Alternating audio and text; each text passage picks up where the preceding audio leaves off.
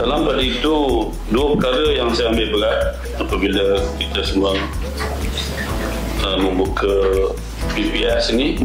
Pertama ialah bahan-bahan makanan kita. Saya dapat mengutar juga, bukan semualah ya, ada juga komplain pasal kualiti makanan. So kalau dalam hal ini saya harap dapat atasi dengan sebaik mungkin.